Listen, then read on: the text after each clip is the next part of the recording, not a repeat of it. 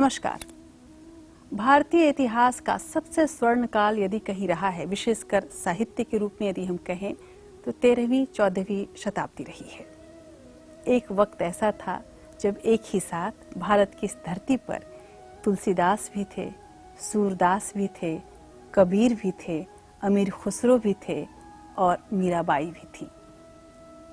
उसी दौर की कहानी आज मैं आपके सामने लेकर आ रही हूँ और इसी दौर में चमके, सूर्य की तरह चमके सूरदास की बात करती हूँ।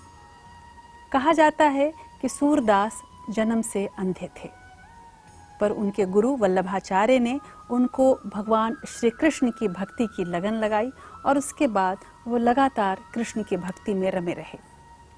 लेकिन आप कल्पना कीजिए कि एक व्यक्ति जो जन्मांध रहा हो, जिसने कभी प्रकृति तक को न देखा हो, जिसने कभी कोई रंग तक न पहचाना हो, यदि आप उनके साहित्य को देखेंगे तो सूरदास इतनी बारीकी से वर्णन करते हैं माँ के ममता का, बच्चे की खूबसूरती का, प्रेमी और प्रेमिका की खूबसूरती का, राधा और कृष्ण का, सभी का वर्णन इतना गहराई से वो करते हैं, इतनी सच्चाई से करते हैं, जैसे कि वो सब कुछ सामने देख रहे हों।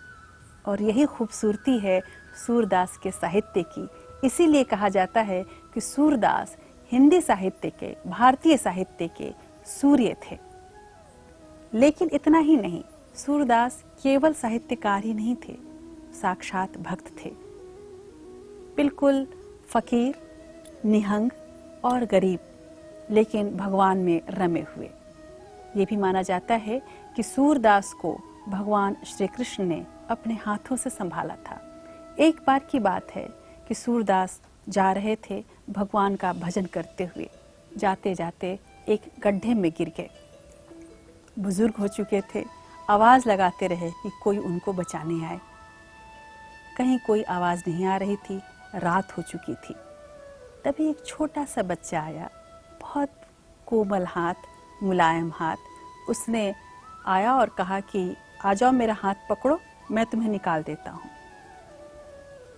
सूरदास ने कहा कि आपकी आवाज़ तो छोटे बच्चे की तरह लग रही है, आप मुझे कैसे निकाल पाओगे, मैं बहुत बड़ा हूँ। उन्होंने बोला कि अगर निकलना है तो निकलो, हाथ दे रहा हूँ, नहीं निकले तो मैं चला। सूरदास ने बोला कि तुम मेरे गोपाल तो नहीं हो? तो बोले नहीं, मैं गोपाल नहीं हूँ, मेरा नाम कुछ और है। उन्होंने पूछा कि नाम क्या है तुम्हारा, पहले बताओ फिर हाथ पकड़ूंगा। बच्चे ने जिद की कि नहीं पकड़ोगे तो मैं चला जाऊंगा। सूरदास ने हाथ पकड़ लिया, फिर बोला तभी निकलूंगा जब नाम बताओगे, तुम मेरे कृष्ण हो ना। वो हाथ इतना कोमल, इतना अच्छा था कि सूरदास को एहसास हो रहा था जैसे स्वयं भगवान ने उनका हाथ पकड़ लिया हो। सूरदास जिद करते रहे कि बताओ, अपना नाम बताओ, फिर तुम्हारा हाथ छोड़ूंगा।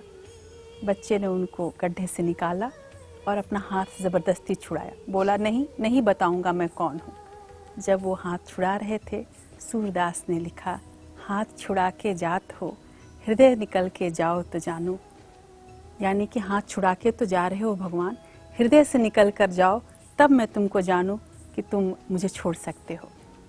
तभी भगवान श्री कृष्ण ने उनको दर्शन दिया और उसके बाद से सूरदास की जो गायकी थी, सूरदास का जो साहित्य था, वो और ऐसा बना जैसे कि प्रत्यक्ष साहित्य आप कह सकते हैं, कुछ इस अंदाज का। सूरदास के इसी खूबसूरत साहित्य के साथ, भक्तिमय साहित्य के साथ आज धरोहर में बस इतना ही। और यदि ऐसा व्यक्ति हमारा धरोहर नहीं होगा तो भला और कौन होगा। ऐसे ही धरोहरों की कहानी हम आपके सामने और लेकर आएंगे। आज बस इतना ही। नमस्कार।